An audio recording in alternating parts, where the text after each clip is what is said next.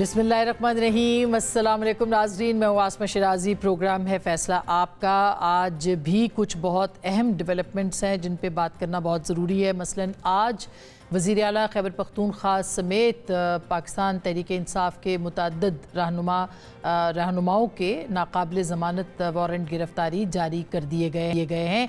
और अब ज़ाहिर है कि ये तमाम लीडर्स जिसमें कि मुराद सईद हैं, शीरीन मज़ारी साहिबा हैं, शहबाज गिल हैं, शिबली फराज हैं, ये सब अब रुजू कर रहे हैं मुख्तलिफ़ हाई कोर्ट्स की जानिब और मुख्तलिफ़ अदालतों से राब्ते में हैं। और हमने 2 दिन पहले अपने इसी प्रोग्राम में ये मुद्दा डिस्कस किया था कि ईद के बाद जो है वो गिरफ़्तारियों का जो मामला है वो सामने आ सकता है या गिरफ़्तारियों का अमल सामने आ सकता है। अब लगता है ऐसे है कि ईद से पहले ही शायद कुछ डेवलपमेंट्स जो हैं इस हवाले से हो सकती हैं और इसके इम्कानात मौजूद हैं। अब एक तरफ तो ये मामला है कि लीडर्स जो हैं उनकी गिरफ़्तारियों के वारंट हैं और दूसरी जानिब जो बानी है तहरीक इंसाफ के इमरान खान साहब, उनके लिए भी कुछ रिलीफ का सामान जो है वो बना है। आज 2 मुकदमात में उनके ख़िलाफ़ जो कि दायर किए गए थे, एक लोई भेर का था और दूसरा सहाला का था, उसमें भी मुख्तलिफ जो वाक़यात थे उसके हवाले से उनके ऊपर जो मुकदमात थे उनमें उनकी बरीयत हो गई है, यानी उनको रिहाई मिल गई है। और दूसरी जानिब एक और मामला जो कि बहुत अहम है, शाह महमूद कुरैशी साहब के ख़िलाफ़ और उनके ख़िलाफ़ साइफ़र का मामला, उस साइफ़र के मामले के ऊपर भी बैरिस्टर गौहर ने आज बात की और ये कहा है कि उनको उम्मीद है कि रिलीफ इमरान खान साहब को उसके ऊपर मिल सकता है। तो क्या ये भी एक दोनों तरफ से मसालहत और मज़ाहमत की जो सियासत है या मज़ाहमत और मसालहत दिखाई जा रही है, ये एक मामला, इसके ऊपर ज़रूर बात की जा सकती है आज के इस प्रोग्राम में। दूसरी जानिब सोशल मीडिया पे पाबंदियों की बात हो रही है। पाकिस्तान में जो है वो आपने देखा कि एक्स यानी ट्विटर गुज़िश्ता कई दिनों से बंद है और इसी तरह से आज अमेरिका से भी खबर आई है कि टिकटॉक पे पाबंदी आयद कर दी गई है। आपने देखा बरतानिया के अंदर भी ये मामला चल रहा है कि वहाँ पे भी रीडिफाइन एक्सट्रीमिज़म को करने की आड़ में मुख्तलिफ पाबंदियों को पे जो है वो गौर किया जा रहा है। तो होने क्या जा रहा है? आज वज़ीर दाखिला साहब ने इंडिकेट किया है कि पाकिस्तान के अंदर लेजिस्लेशन इस हवाले से हो सकती है, ज़रूरी है या नहीं है, इसके ऊपर भी आज के इस प्रोग्राम में बात करेंगे। इसी तरह से जो IMF है उसका प्रोग्राम भी पाकिस्तान में, एक नया प्रोग्राम तो बाद में होगा, लेकिन जो मुज़ाकरात हो रहे थे और आखिरी किस्त जो पिछले प्रोग्राम की थी $1.1 अरब की, वो भी पाकिस्तान को मिलने के इम्कानात हैं। ऑलमोस्ट ये हतमी मराहिल में ये मामला दाखिल हो चुका है, लेकिन क्या क्या कड़वी गोलियां हैं जो इस मुआहदे के बाद पाकिस्तान के अवाम को खानी है, इसके ऊपर भी बात करेंगे। जनाब मुस्तफ़ा नवाज़ खोखर साहब हमारे साथ मौजूद हैं, सियासतदान हैं, अब तो हमारे लिए मारूफ तबसरा निगार भी हैं। बहुत शुक्रिया आपकी तशरीफ़ आवरी का। हमारे साथ जनाब सेंटर वलीद इकबाल साहब मौजूद हैं, पाकिस्तान तहरीक इंसाफ के सीनियर रहनुमा हैं और हमें लाहौर से ज्वाइन कर रहे हैं। हमारे साथ जनाब अता तारड़ साहब जो कि इस वक्त वफाकी वज़ीर इत्तलात व नशरियात हैं, वो भी हमें ज्वाइन कर रहे हैं, पाकिस्तान मुस्लिम लीग नवाज़ के सीनियर रहनुमा हैं। आप तीनों को खुशामदीद कहते हैं। और सबसे पहले वलीद इकबाल साहब, मैं आपके पास आना चाहती हूँ क्योंकि ये जो मामला है वारंट गिरफ्तारियों का और जो जारी हुए हैं, क्या आपको लगता है कि ये उसी कॉन्टेक्स्ट में जिसमें कि कुछ अर्सा पहले या कुछ दिन पहले तक 9 मई के वाक़यात से निमटने के हवाले से जो है वो एक इशारा दिया गया था? आपने देखा GHQ से भी एक अलामिया जारी हुआ था, वज़ीर आज़म ने भी इस पर बात की थी। क्या ये उसी का शाखसाना है या पुराने मुकदमात अब दोबारा जो है वो स्पीड अप होंगे? देखें जी, मैं इसको जो आपने जो बात की है उसको मजमूई हवाले से जो है उसके बारे में अपना मौक़िफ़ पेश करना चाहता हूँ। और वो ये है कि रियासत पाकिस्तान की पॉलिसी जो है PTI की के हवाले से, वो ये आम इंतखाब जो 8 फरवरी को हुआ और चले जैसा भी हुआ, और उसके बाद 9 फरवरी और ऑनवर्ड्स जो उसके नताइज के साथ हुआ, और जो इसको आज का भी कोई भी अखबार खोल, 3-4 अखबार खोल के देख लें, हर अखबार उसके लिए यही अल्फाज इस्तेमाल पाकिस्तान के अंदर ये इस्तेमाल कर रहा है कि हाईली कंट्रोवर्शियल इलेक्शंस, बहुत इंतहाई मुतनाज़े इलेक्शंस। तो बहरहाल उसके बाद शायद हमें इस बात की तवक्को थी कि कोई पॉलिसी में तब्दीली आएगी, रियासती पॉलिसी रिगार्डिंग PTI। वो क्या रंग रूप लेती है, किन केसों के हवाले से आती है, वो ज़िमनी या सानवी बातें हैं। There is no change in policy, ये मैं आपको अर्ज़ करना चाहता हूँ। वो जो एक रियासती जबर का निशाना मुसलसल रही है पीटीआई, वो ही जारी और सारी है। और मुझे उसमें कोई जिसे कह रहे हैं उसका थमना या उसमें किसी किस्म का वो जो है नजर नहीं आता। ये कहते हैं ना जिसको कोई उसका थमना या उसमें कोई किसी किस्म की नजर सानी या रीथिंक या कोई ऐसी चीज़ जो है वो जो है सामने नहीं आ रही। लेकिन एक इतराज़ ये भी हो रहा है सेंटर साहब के पीटीआई की जानिब से भी नहीं स्लो हो रही चीज़ें, वहाँ से भी इसी तरह की मुज़ाहमत है। जैसे अभी IMF के हेडक्वार्टर के बाहर उनका एहतजाज था या नारेज़नी थी या जो पोस्टर्स थे, उसके हवाले से भी यही बात हो रही है। नहीं जी, देखें वो पीटीआई वो तो जो वहाँ पे मुजाहरा हुआ है वो किसी सिविल सोसाइटी की ऑर्गेनाइजेशन ने किया हुआ था, उसका पीटीआई से ताल्लुक़ नहीं है। लोग कह रहे हैं कि जी पीटीआई के वहाँ पे कुछ लीडर्स जो थे वो मौजूद थे, तो इस तरह तो सिविल सोसाइटी के कोई मुजाहरे होते हैं या कोई इज्तिमा होते हैं, वो पाकिस्तान के अंदर हो या बाहर हो। मतलब मैब्यून में जाके कोई पिंक रिबन वाला को कर रहा है, कोई थैलेसीमिया वाले कर रहे हैं, कोई इस तरह के या कोई इंसानी हकूक़ वाले इदारे करते हैं, तो हम में से भी लोग जाके चले जाते हैं, मेरे जैसे भी चले जाते हैं। सेनेटर मुशाहिद हुसैन भी जाते रहे हैं, वो बलोचिस्तान की वो जो लोग आए हुए थे प्रेस क्लब के बाहर, उसमें लोग जाके ज्वाइन कर लेते हैं, वो कोई इज़हार जहती के लिए या कोई इस तरह की बात। लेकिन वो पीटीआई का ऑर्गेनाइज्ड मुजाहरा। चलिए, आपने डिसएसोसिएट किया है, कुछ लीडर्स ने यहाँ पे किया है, ये बहुत अच्छी बात है कि बहुत सारे लोगों ने, आपके लीडर्स ने इसको अपने आप को अलग किया इस मामले से। नहीं, हमारा फॉर्मल या बाज़ाब्ता मौक़िफ़ जो है उसके बारे में वो यही है कि जो वहाँ मुज़ाहरा हुआ है IMF के हेडक्वार्टर्स के बाहर, वो पीटीआई ने कॉल या ऑर्गेनाइज नहीं किया हुआ था। उसमें पीटीआई के कोई इनफरादी सतह पर कोई जो उनसे मुंसलिक लोग हैं वो मगर मौजूद हों, इसका ये मतलब नहीं है कि पीटीआई की कॉल पे या पीटीआई ने ऑर्गेनाइज उसको किया हुआ था या कोई ऐसी बात। तो बहरहाल असल बात आपकी यही है, पॉलिसी में कोई चेंज नहीं आई। मैंडेट जिस तरह से भी उसके साथ सलूक किया गया इलेक्शन कमीशन की तरफ से, और जो नताइज की डिले में, और वो सारा जो मोबाइल इंटरनेट सर्विस और मोबाइल सेलुलर सर्विस बंद 24 घंटे बंद रख के उन दिनों में, और अब आप देख रहे हैं कि किस तरह से एक्स जो है वो कितने देर से बंद है, जहां तक कि कितने सारे इंसानी हकूक के इदारों ने पाकिस्तान के अंदर मिलकर उसके ऊपर जो है दुरुस्त बात है, बिल्कुल दुरुस्त बात है। इस पे बात करने की जरूरत है। मगर मुस्तफा नवाज खोखर साहब, बिल्कुल मैं इसको आगे बढ़ा दूं। मैं कह रहा हूं पॉलिसी में नहीं सर, पॉलिसी में कोई चेंज नहीं आई। अच्छा, और शायद हमें लगता था कि शायद इस मैंडेट की वजह से कोई रीथिंक जो है वो होगा, वो रीथिंक किसी किस्म का नजर नहीं आ रहा। क्या आपको लगता है कोई नजरसानी नहीं? अच्छा सेंटर साहब, मैं मुस्तफा नवाज खोखर साहब को भी इसमें शामिल करूं गुफ्तगू में आपकी इजाजत से। कह रहे कि एक तो तब्दीली पीटीआई के हवाले से नहीं बदली, क्या पीटीआई के इस हवाले से बदली है? मुख्तलिफ चीज़ें बीच में हुई हैं, लेकिन ये जो ट्विटर और बाकी चीज़ों के ऊपर पाबंदियां हैं, ये पाबंदियां बढ़ भी सकती हैं आगे जाके क्या? अस्मा बहन, पहली बात तो ये है कि पिछले तकरीबन 2-3 सालों से मुल्क जो है वो शदीद सियासी बहरान की लपेट में, नंबर एक, और उस सियासी बहरान की जो कीमत है वो हमारी मईशत अदा कर रही है, आम लोग अदा कर रहे हैं। अभी आपने अपने इब्तदाइये में भी IMF का जिक्र किया। अभी इस वक्त जिस चीज़ की मुल्क को ज़रूरत है वो ये है कि हम ये आपस के झगड़े जो हैं इनको थोड़ी देर के लिए बैक बर्नर पे रखें। दुरुस्त बात। और इस मार्च के बाद हमें IMF के साथ एक नए प्रोग्राम को साइन करने की ज़रूरत है, एक प्रोग्राम को साइन करने की ज़रूरत है।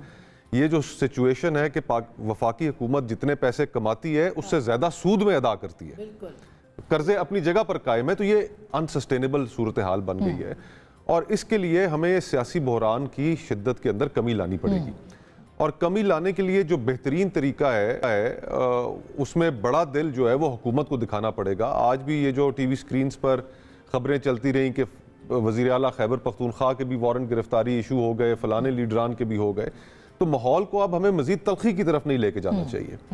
हमें लेकिन ये जिम्मेदारी सिर्फ हुकूमत की आपके ख्याल में, या दोनों तरफ से जिम्मेदारी का मुजाहरा होना चाहिए? जैसे हम एग्जांपल दे रहे हैं, डिसएसोसिएट किया है सेनेटर साहब ने कि हमारा ताल्लुक नहीं है जो कुछ IMF के बाहर हुआ है वहाँ पे। अच्छी बात है। वलीद भाई ने, पीटीआई के दीगर रहनुमाओं ने अपने आप को डिसएसोसिएट ज़रूर उससे किया है, लेकिन हम इसको उस तनाजुर में ज़रूर देखना पड़ेगा कि ख़त जब लिखने की बात हुई, वो ख़त तहरीक इंसाफ की जानिब से लिखा गया, बानी तहरीक इंसाफ की जानिब से लिखा गया, तो वो एक तसलसल है बिल्कुल। और अच्छी बात है कि तहरीक इंसाफ के अंदर ये आवाज़ उठ रही है कि हमें इस तर्ज अमल को दोबारा रिविजिट करने की ज़रूरत है, क्योंकि देखें IMF का कर्जा पाकिस्तान को अगर नहीं मिलता तो उसके कॉन्सिक्वेंसेस क्या हैं? उसके कॉन्सिक्वेंसेस भी पाकिस्तान की अवाम के लिए, अशराफिया का तो आप साइड में रखें, 25 करोड़ लोगों का मुल्क है, दुरुस्त बात, उनकी जिंदगियों को इस तरीके से दाव पे लगाना और तो वो एक बहुत ही खतरनाक सूरत हाल है। तो इसमें कोई शक नहीं कि तहरीक इंसाफ को भी अपने कुछ रवैयों के ऊपर नजरसानी करनी पड़ेगी, लेकिन मैं फिर कहता हूँ जो हुकूमत होती है उसका काम होता है बड़ा दिल दिखाना, और बड़ा दिल दिखाना चाहिए हुकूमत को। जो पॉलिटिकल प्रिजनर्स हैं पाकिस्तान में उनकी रिहाई होनी चाहिए। अच्छा, ये मैं अब चूंकि आपने बड़े दिल की बात की है तो अता तारड़ साहब हमारे साथ मौजूद हैं। अता तारड़ साहब, कितना बड़ा दिल आप दिखा सकते हैं और क्या वाकई दिखा भी सकते हैं कि नहीं? क्योंकि ये जो आज हमने देखा है कि नाकाबिल ज़मानत वारंट जारी हो गए, वज़ीर आला पख्तूनख्वा तक को जारी हो गए, तो इसका तो मतलब ये है कि आप और ज़्यादा सख्तियाँ जो है वो लेके आएंगे, जबकि हमें थोड़ा सा रिलीफ भी नज़र आता है चेयरमैन या बानी तहरीक इंसाफ के लिए। देखिए, मैं समझता हूँ कि ये सियासत है, ये मुमकिनात का खेल है और इसमें दिल बिल्कुल बड़ा रखना चाहिए, और जिसके पास हुकूमत होती है उसकी ज़्यादा जिम्मेदारी होती है कि वो दिल बड़ा रखे।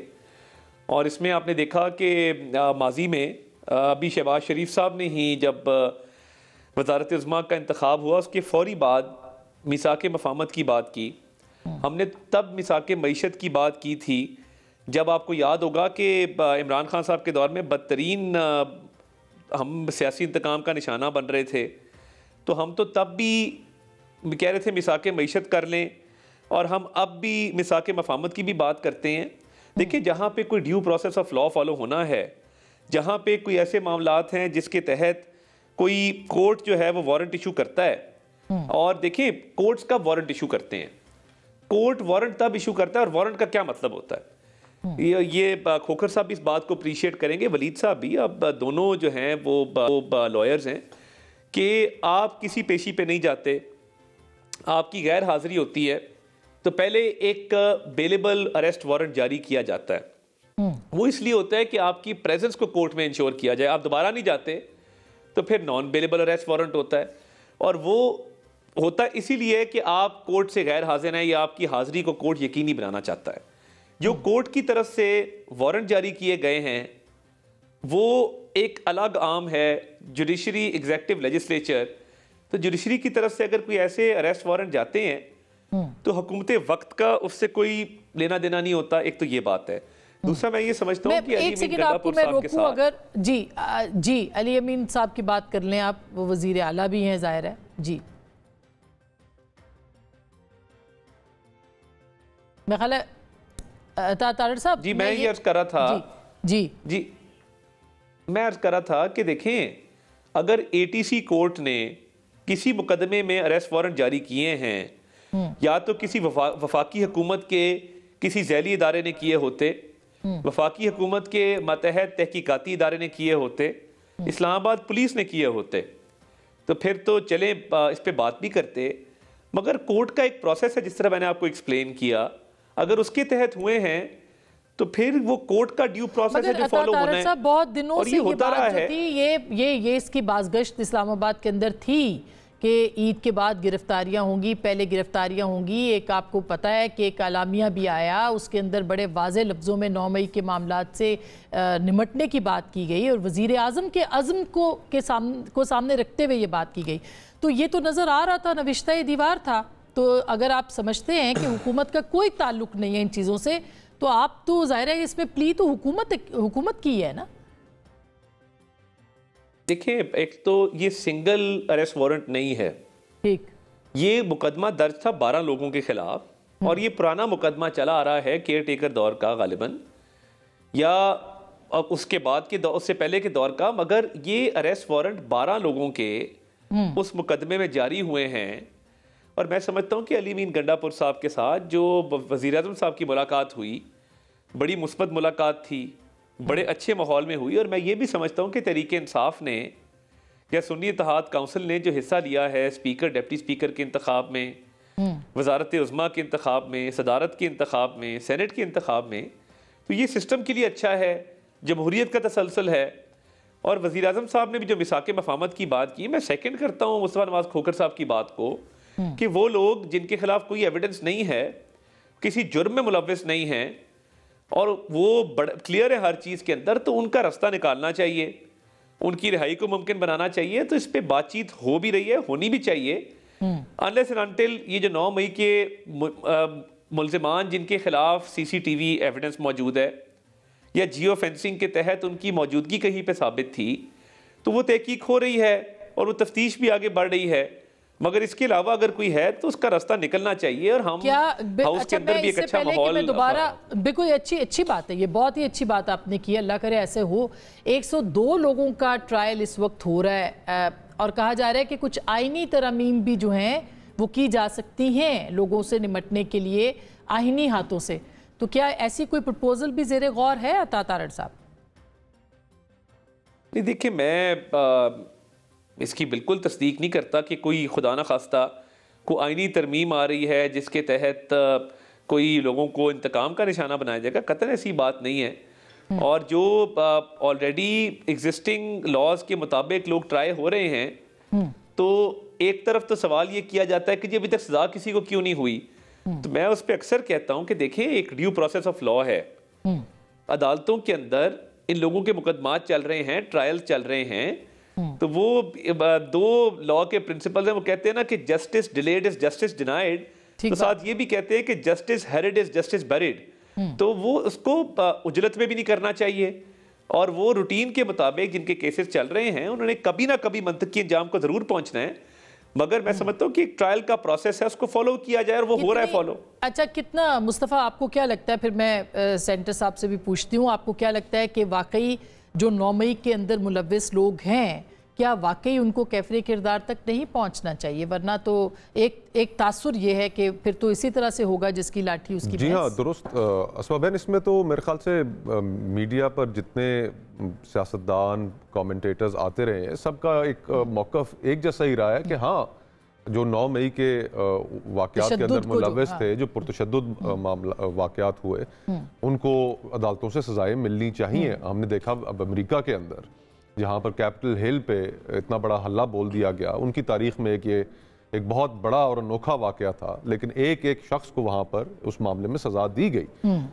तो हम यही बात तो हम करते आए, लेकिन साथ ही साथ ये कहना भी ज़रूरी है कि 9 मई के जो वाक़यात हैं वो पूरी एक जमात की पॉलिटिकल विक्टिमाइजेशन के लिए एज जस्टिफिकेशन इस्तेमाल नहीं होने चाहिए। हमारी उस जमात के साथ सियासी मुखालफत हो सकती है, उस जमात के साथ हमारे सियासी नज़रियात नहीं मिल सकते, लेकिन उस सियासी मुखालफत का ये मतलब नहीं है कि 9 मई की आप जस्टिफिकेशन आड़ में वो लोगों की के साथ ज्यादती पूरी पॉलिटिकल पार्टी के साथ ज्यादती बिल्कुल ये। अच्छा, मैं ब्रेक ले लूं, फिर मैंने सेंटर साहब आपके पास आना है, लेकिन एक छोटी सी ब्रेक है, उसके बाद मैं आपके पास इसी बात के ऊपर भी आऊंगी और फिर सोशल मीडिया के ऊपर पाबंदियां जो हैं उसका क्या जवाज़ है और क्या उस पर कानून साजी हो रही है जो वज़ीर दाखिला ने आज कहा है, तो इस पर बात करेंगे। हमारे साथ रहिएगा, मिलते हैं ब्रेक के बाद।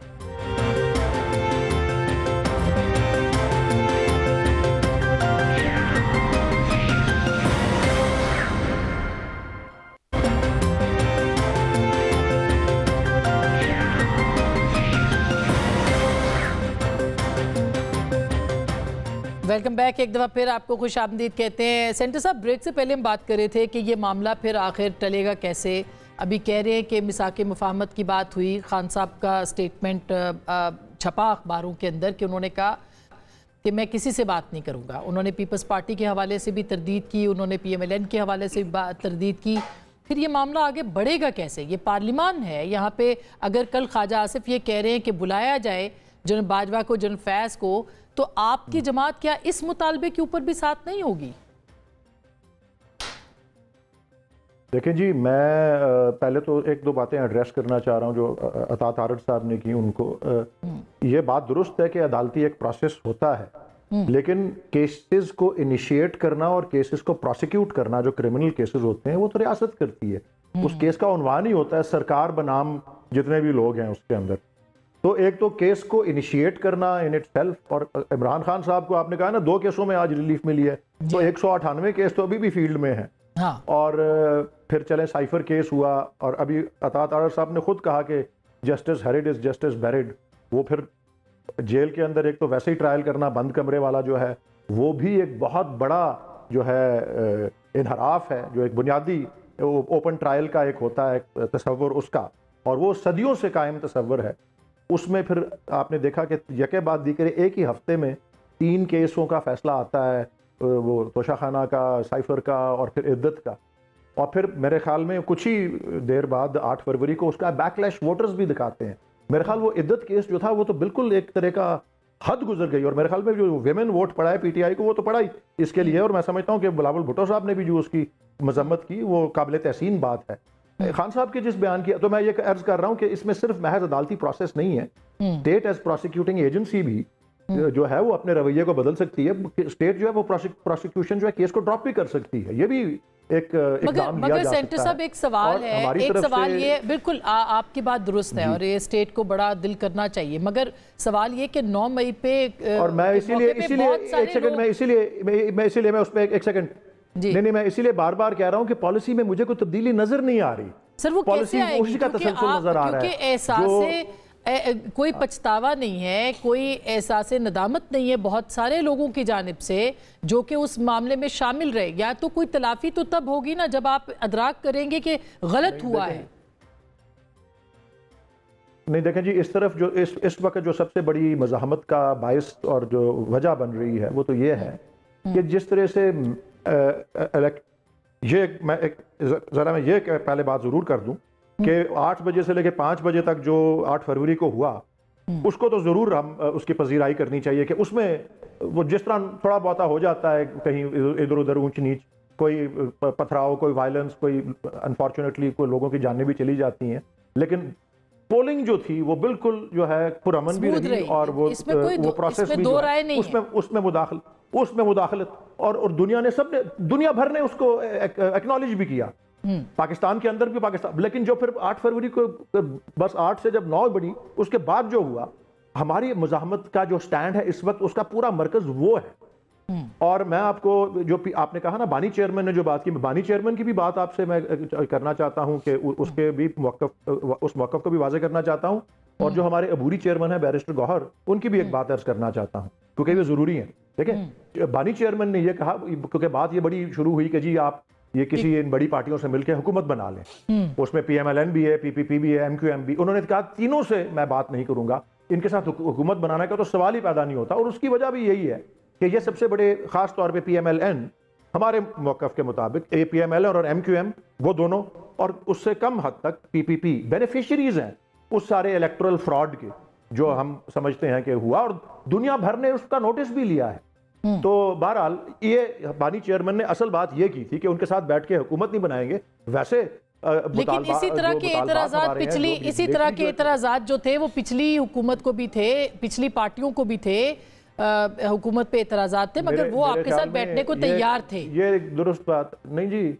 हाँ। मैं ये बात भी करना चाहता हूं कि मैं चाहूंगा, मैंने 1-2 इदारों से दरखास्त भी की है जो निजी इदारे हैं, इंडिपेंडेंट बॉडीज, कि प्लीज आप एक कंपैरिजन रन करें, आप एक केस स्टडी करें, कंपेयर करें कि 2018 के इलेक्शंस, मैं नहीं कहूंगा कि परफेक्ट थे या जो भी उनमें खामियां थी, वो तो हर इलेक्शन के बारे में कहते हैं। ये भी एक अलग बात है कि अगर हर इलेक्शन के बारे में कहा जाता है सवाए 70 के इलेक्शंस के, तो कि वो ठीक नहीं हुए थे, तो ना किसी निगरान हुकूमत ना किसी इलेक्शन कमीशन को एक सेकंड ने उसको सजा मिली। लेकिन मैं आपको एक बात बताऊं कि 10 या 11 फरवरी को प्रेस कॉन्फ्रेंस हुई PTI के सेंट्रल ऑफिस। मैं तो वहां जाता रहा हूं कितने महीने, वहां उल्लू बोल रहे होते थे, कोई आता नहीं था। कई दफा उसको बंद भी किया गया। पहली दफा वो आबाद हुआ, बैरिस्टर गौहर के साथ में बैठा हुआ था, रऊफ हसन और मैं, रऊफ हसन साहब और मैं, और दरमियान में वो बैठे हुए थे। और उन्होंने 2 या 3 दफा सवालों के जवाब में बैरिस्टर गौहर ने कहा, क्या कहा कि जी हमारा किसी से झगड़ा नहीं है। नहीं वो तो कहते हैं, मगर चेयरमैन जो आपके बानी है वो नहीं कहते। अता तार साहब, अच्छा अब वो ये कह रहे हैं, मैं सर इस पे आऊंगी। एक आखिरी बात मेरी, वलीद साहब थोड़ा सा मैं थोड़ा सा जवाब ले लूं, वापस आती हूं आपके पास। अभी भी आपने कहा है ना कि बातचीत करने के ऊपर इनकार नहीं हुआ। खान साहब ने भी ये कहा हुआ है कि जी आप इस ये मैंडेट के चुराए जाने के ऊपर कोई दाद रसी की बात करें, कोई ऑडिट की बात करें, हम जरूर बैठेंगे। अतातार साहब, अब चीजों को आगे लेके बढ़ना है, ठीक है, हल्के खोलने के, पॉलिटिकल प्रिजनर्स को रिलीज करने को और मुजाहिरों को जो है वली साहब, मैं आप ही की बात को आगे बढ़ाना चाह रही हूँ, मुझे मौका दीजिए। अतातार साहब, जो वलीद इकबाल साहब कह रहे हैं कि बात करने से इनकारी नहीं है, मगर इलेक्शन का ऑडिट होना चाहिए, उसकी छानबीन होनी चाहिए। एक तरफ तो वो बात है, और दूसरी तरफ ये जो एक्स जो है इसको आपने और वो भी गिनी चुनी कर लें। जी अता साहब, देखिए बात ये है, इलेक्शंस के मामलात के लिए कानून के मुताबिक एक तरीक़ेकार दिया गया है। आप पहले इलेक्शन कमीशन में जाते हैं, एक मुद्दत दी गई है जिसके दौरान आपने इलेक्शन कमीशन में अपने मामलात को जो है लेकर जाना है, और उसके बाद फिर इलेक्शन ट्राइब्यूनल्स का क़याम अमल में लाया जाता है। और इलेक्शन ट्राइब्यूनल्स हाई कोर्ट के जजेस पर मुश्तमिल होते हैं, और हर सूबे में एक से ज़ायद इलेक्शन ट्राइब्यूनल बनाए जाते हैं ताकि आपके पास जो सबूत शवाहिद हैं आप वहाँ पर ले जा सके और वहाँ पर फैसला हो सके। अगर ये कोई प्रेफरेंशियल ट्रीटमेंट चाहते हैं, ये कोई स्पेशल ट्रीटमेंट चाहते हैं कि ऑडिट किसने करना है। आप देखिए IMF की बिल्डिंग के बाहर जाके ये कहना कि इलेक्शन का ऑडिट IMF करे, तो ये उस इदारे का काम नहीं है, और ना उसने माजी में कभी ये काम किया है। और वहां पे जाके कहना कि इमरान खान को रिलीज करें, ये जितना मर्जी कंडेम कर लें, जितना मर्जी अपने आप को उससे डिस्टेंस कर लें, बात ये है कि ये सारे इनके ही लोग हैं। या तो इनको डिसोन करें और कहें कि जी ये गलत किया है इन लोगों ने, गलत भी नहीं कहना, ओन भी नहीं करना, तो ये तो मुनासिब नहीं है। और इलेक्शन के हवाले से जो मैंडेट आया है, स्प्लिट मैंडेट है। खैबर पख्तूनख्वा में PTI, पंजाब में हम हैं, सिंध में पीपल्स पार्टी है, बलूचिस्तान में भी स्प्लिट था मगर पीपल्स पार्टी का वजीर आला आया है। तो जहां जीते हैं वहां पे वावा है, जहां हारे हैं वहां धांधली का शोर है। तो ये देखें, ये तो कोई तवाज़ुन वाली बात ना हुई, और हमारे स्टॉलवर्ड्स हारे हैं पंजाब के अंदर बहुत सारी सीटों पे। तो ये मैं समझता हूं कि अगर इलेक्शन के ऊपर कोई तहफ़्फ़ुज़ात थे तो आपने रिटर्निंग अफसर के पास मौके पे उन तहफ़्फ़ुज़ात को हल करने की कोशिश क्यों नहीं की? आपके पोलिंग एजेंट्स ने इस मामले को प्रिजाइडिंग अफसर के सामने क्यों नहीं उठाया? बहुत सारे मामलात हैं। ट्रिब्यूनल का तो इसको कानूनी प्रोसेस को फॉलो करें। अता साहब, इसका तो मकसद ये है ना ट्रिब्यूनल में जाने का, जैसे कासिम सूरी साहब का 5 साल तक वो मामला वहीं पे रहा, तो वो तो ना करने वाली ही बात हुई ना, फिर उसको उस पे कैसे इंसाफ मिलेगा? अगर तो अगर आपकी कानूनी टीम स्ट्रांग है और वो मामलात को चलाना जानती है, शवाहिद सबूत आपके पास मौजूद हैं, तो ट्राइब्यूनल्स के फैसले भी हो जाया करते हैं। हमारे सामने कई मिसालें मौजूद हैं, डॉक्टर जुल्फिकार भट्टी की मिसाल मौजूद है सरगोदा से। तो मैं समझता हूँ कि इलेक्शन ट्राइब्यूनल में जरूर जाएं और उस मामले को वहां पे एक्सपेडाइट करें। अच्छा, आपसे मुताल्लिक की सवाल है एक्स का, और मैं बार बार उठा भी रही हूँ, मैं जानना चाहती हूँ ताकि मैं अगले मौजू पे भी आऊँ। जरा उस पे भी बताइए, वो किस चीज़ से, वो क्यों खौफजदा है, हुकूमत या रियासत या जिसका भी ये उस पे क्यों पाबंदी है? देखिए, मैं ये समझता हूँ, और मैं सोशल मीडिया के तमाम प्लेटफॉर्म्स पे मौजूद हूँ और मैं तमाम प्लेटफॉर्म्स को यूज़ करता हूँ, वो इंस्टाग्राम हो, वो एक्स हो, वो फेसबुक हो, वो टिकटॉक हो, वो यूट्यूब हो।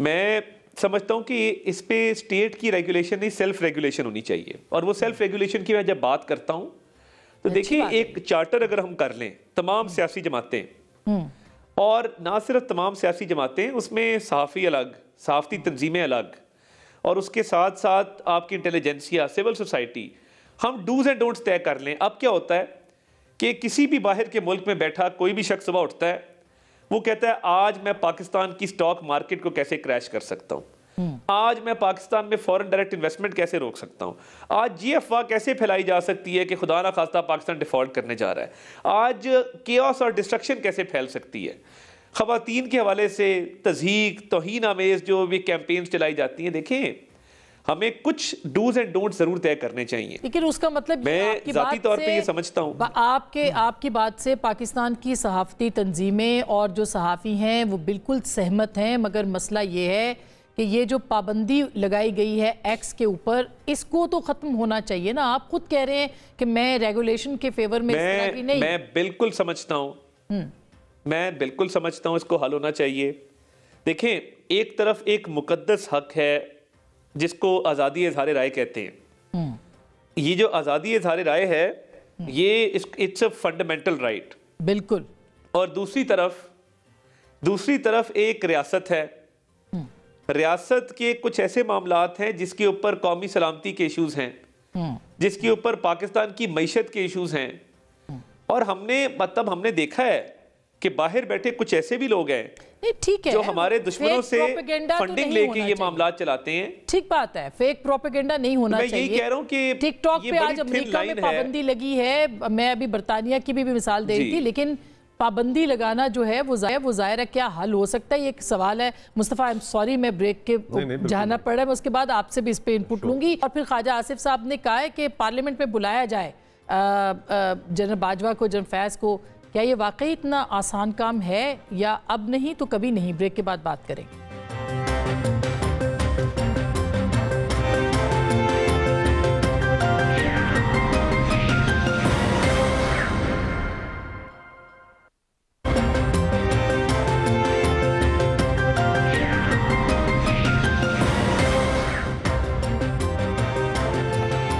Welcome back. एक दफ़ा फिर आपको खुशामदीद कहते हैं। ये जो मुस्तफ़ा, हम ब्रेक से पहले बात कर रहे थे कि ख्वाजा आसिफ साहब ने एक बड़ी आइडियल इन्वायरमेंट की बात की है कि बुलाएं पार्लियामेंट के अंदर। पार्लियामेंट में इस वक्त तहरीक इंसाफ या सुन्नी इत्तेहाद काउंसिल जो भी है मगर मौजूद है, बात हो सकती है, उनके भी मामलात हैं, इनके भी पिछले तजुर्बात हैं।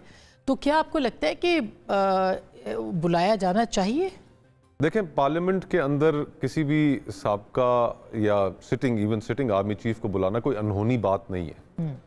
आपको याद होगा कि उसामा बिन लादेन वाला जो इंसिडेंट हुआ, उसके बाद जनरल कियानी और जनरल पाशा वो आए पार्लियामेंट में, और वहाँ पर पार्लियामेंट में उन्होंने ब्रीफिंग दी। उस वक्त मैं भी उस पार्लियामेंट में बतौर एडवाइज़र मौजूद था। वहाँ पर मैंने उनकी गुफ्तगू सुनी, वो सवाल और जवाबात सुने जो मुख्तलिफ सियासी रहनुमाओं ने उनसे किए उस वाक़े के बाद। और फिर बाद में जनरल बाजवा वो भी कई दफ़ा पार्लियामेंट में आए।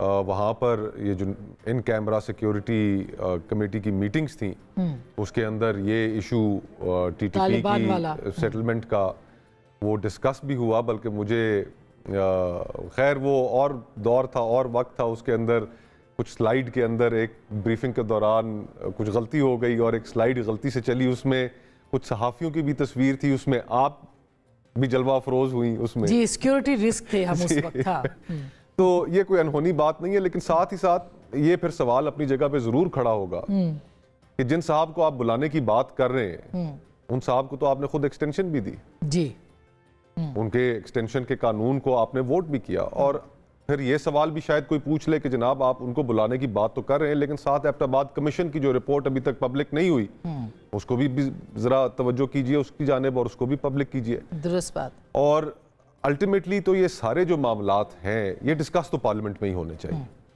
और पार्लियामेंट के अंदर ही पॉलिसी तय होनी चाहिए कि हमारी फॉरेन पॉलिसी क्या होनी चाहिए। उसकी जो डिलिब्रेशंस हैं, उसके जो ऐसे नुकात हैं कि जिनकी वजह से मैं समझता हूं कि आज पाकिस्तान एक भारी कीमत अदा कर रहा है, जो उस वक्त बात नहीं सुनी गई। सही बात है। जब लोग कहा करते थे कि जनाब ये एक ही सिक्के के दो रुख हैं, ना इस तरह एक की हिमायत में इतना आगे बढ़ जाइए कि बाद में हमारे लिए प्रॉब्लम्स बने। और आज बिल्कुल वही हो रहा है। जिनको हम अपना स्ट्रेटेजिक एसेट समझते रहे, आज वही हमारे गले पड़े हुए। आज हमारे ना सिर्फ गले पड़े हुए हैं, बल्कि हमारे जो दुश्मन है, जो तहरीक तालिबान पाकिस्तान है, उसको ना सिर्फ उन्होंने पनाह दी हुई है, बल्कि वो पनाह गाहें इस्तेमाल करके पाकिस्तान के अंदर हमले कर रहे हैं। और ये अब बात नहीं होगी तो कब ये बात अब नहीं होगी तो कब होगी? सही बात। लेकिन इसको पॉलिटिकल एंगल जो दिया जा रहा है वो हम समझते हैं सारे कि क्या पॉलिटिकल एंगल है।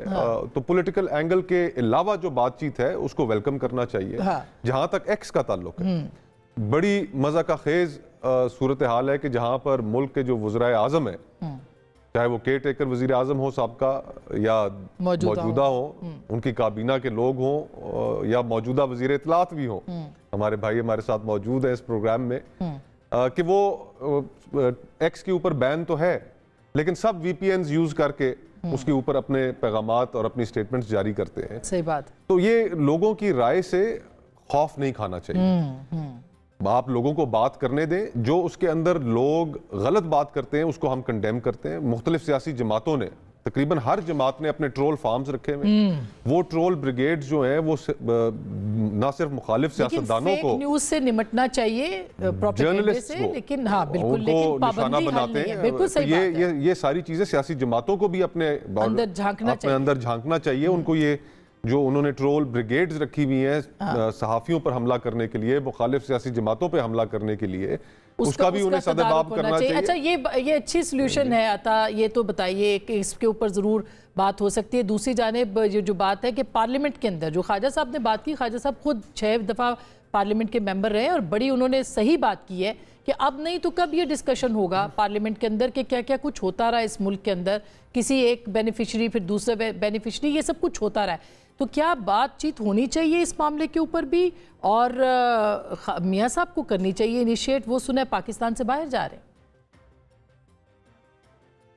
देखिए, मैं ये समझता हूँ ख्वाजा साहब ने जो बात की और 2018 के मामलात आपके सामने हैं कि आज तो चलें बड़ा ववेला किया जाता है, बड़ा शोर मचाया जाता है तहरीक इंसाफ की तरफ से, मगर मुझे ये बताइए कि 2008 से 13 एक पीसफुल ट्रांजिशन थी, 13 से 18 एक पीसफुल ट्रांजिशन थी, 18 में जो हुआ यानी 2017 में ही जो मामलात शुरू हो गए, बेटे से तनख्वाह ना लेने पे निकाला जाना हो, उसके बाद के मामलात हो, बदतरीन सियासी इंतकाम लिया गया।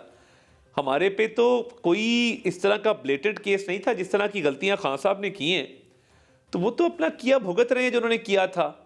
और उस वक्त हम समझाते थे, हम ऑपोजिशन बेंचेस पे, देखिए ये वक्त का धारा है, कल वो बैठे थे, आज हम वहां बैठे हैं, वो आज ऑपोजिशन में, हम कल ऑपोजिशन में बैठे थे, कल को कौन होता है खुदा जानता है, मगर तवाजुन के साथ चलना चाहिए। हमने तो बदतरीन और सलूक के बावजूद भी कई मौकों पर इनकी तरफ हाथ बढ़ाया था।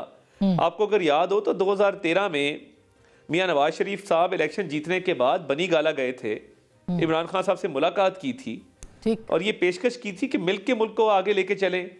इमरान खान साहब 2013 के इलेक्शन में लिफ्टर से गिरे थे, हमने इलेक्शन कैंपेन मुअत्तल कर दी थी, तीमारदारी करने शौकत खानम अस्पताल गए थे। तो देखें ये जेस्चर्स होते हैं, ये इस मुल्क के अंदर एक माहौल हमें पैदा करना होगा कि जहां पे हमें मिलजुल के सियासी कुव्वतों को एक साथ मिलकर चलना होगा और ये सिस्टम तभी आगे बढ़ सकेगा। आपका सियासी इस्तेहकाम आएगा तो आपका मुआशी इस्तेहकाम आएगा। बिल्कुल सही बात है, लेकिन दोनों लाजिम और मलज़ूम है, एक के बगैर दूसरा मुमकिन नहीं है। बिल्कुल, सेंटर साहब के पास भी जाना है। ये बताएं मियां साहब वाकई पाकिस्तान से बाहर जा रहे हैं और क्या लंबा जा रहे हैं क्या इस पे, क्योंकि बहुत सारी इस वक्त अफवाहें गर्दिश में हैं। देखिए, मियां नवाज शरीफ साहब इस वक्त जब कौमी असेंबली के मेंबर मुंतखब हुए हैं और हमारे कायद हैं, हमें वो लीड भी कर रहे हैं, वो तमाम कौमी असेंबली के जितने भी वोट थे, स्पीकर, डिप्टी स्पीकर, वजीर आजम, सदर, सेनेट, तमाम वोटिंग में उन्होंने खुद हिस्सा लिया और मौजूद रहे हाउस में। शहबाज शरीफ साहब की तकरीर के दौरान भी वो एंड तक बैठे रहे। तो देखिए, मैं ये जो अफवाहें फैल रही हैं कि वो लंबे अरसे के लिए बाहर जा रहे, मैं नहीं समझता कि ये दुरुस्त है और ये क्या सराइयों से ऐसे परहेज करना चाहिए। हाँ, ये खबर कहाँ से निकली, वो हर साल मियाँ साहब आखिरी अशरा रमज़ान का सऊदी अरेबिया में गुजारते हैं और कई सालों से उनकी ये रिवायत है। तो शायद लोगों का ख्याल है कि शायद वो उम्रा करने जाएंगे तो वो शायद कहीं और लंदन का भी चक्कर लगाएंगे। मेरे पास ऐसी कोई इतला नहीं है कि उनका कुछ जाने का प्लान है, बट ये अफवाहें ज़रूर चल रही हैं।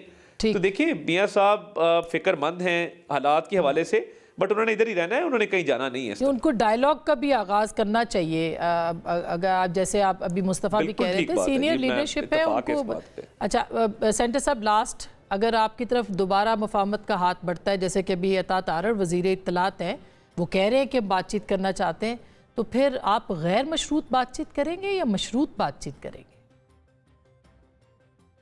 नहीं, गैर मशरूत तो जी इन हालात में मैं नहीं समझता कि हो सकता है। और जो हमारा आखिरी इस हवाले से जो हमारी आखिरी जो बात हुई थी हमारे बिहाफ पे हमारी तरफ से, वो तो ये 3 की बातें थी। हमने सिर्फ 10 हल्कों का कहा था कि इनका ऑडिट हो, और बाय द वे उसके बहुत से तरीके हैं करने के। कमीशन ऑफ इंक्वायरी एक्ट है बाकायदा, शायद 1952 की है या 54 की है, या उसमें अपडेट हुई है बाद में।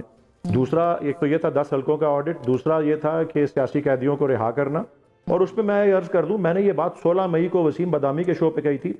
मैं पहला पीटीआई का नुमाइंदा था जिसने वायलेंस को कंडेम किया था, और उसके बाद और लोगों ने भी करना शुरू किया, लेकिन उसमें भी मैं ये बात की थी कि तफरीक होनी चाहिए उन लोगों में जिन्होंने तशद्दुद किया और जो पुरअमन एहतजाज कर रहे थे। बिल्कुल वी अप्रिशिएट, बिल्कुल आपने ये बात कही थी। बहुत शुक्रिया आपका भी और बाकी मेहमानों का भी।